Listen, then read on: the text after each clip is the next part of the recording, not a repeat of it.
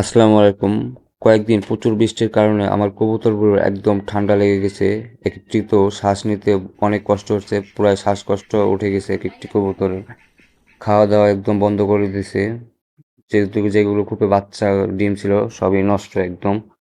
তো দেখতে পাচ্ছেন আমার একটি কবুতর ঠান্ডার কারণে কয়েকদিন যাবত একদম খেতে পারছে না, আর খেতে গেলেও খালি গলায় আটকে যায় ঠান্ডার কারণে, পুরো শরীর ভিজে গেছে, চোখ দিয়ে পানি পড়ে। যার একটি কবুতর একই অবস্থা, প্রত্যেকটা কবুতরের অবস্থা খারাপ ঠান্ডা লেগে। তো এই যে কবুতরটি দেখতে পাচ্ছেন, এটি তো একদম প্রায় শেষই হয়ে গেছিল শ্বাসকষ্টের কারণে, তো এখন অনেক সুস্থ আছে দেখতে পাচ্ছেন। একদমই শ্বাস নিতে পারতেছিল না এখন। তো ওষুধ খাওয়ানোর পরে ও কবুতরটি একটু ভালো হয়েছে এটা।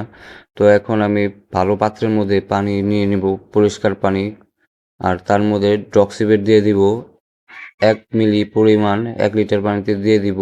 একটু ঘন করে দিব কারণ প্রচুর পরিমাণে ঠান্ডা লাগছে। তার সাথে আমি পালমো গোল্ড, এটি যে কোনো বাজারে আপনারা পেয়ে যাবেন। এটি শ্বাসকষ্টর জন্য আর গলায় যদি কফ জমে থাকে তাহলে উপকারী হয়। এর জন্য আমি কবুতরকে ভালো করে মিক্স করে খাইয়ে দিচ্ছি। ভালো করে মিক্স করে নেবেন, না হলে কবুতরের অনেক সমস্যা হতে পারে।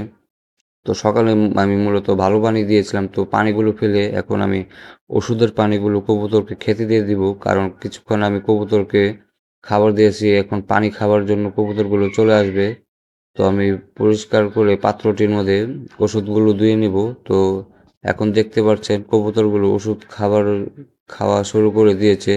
তো আপনারা দিনে না হলেও 2 বার দেওয়ার চেষ্টা করবেন, তাহলে আপনার কবুতরগুলো সুস্থ হয়ে যাবে ঠান্ডার থেকে। আমার কবুতরগুলো সুস্থ হয়েছে, সবাই দোয়া করবেন। আসসালামু আলাইকুম, আমার চ্যানেলটাকে সাবস্ক্রাইব করে দিবেন।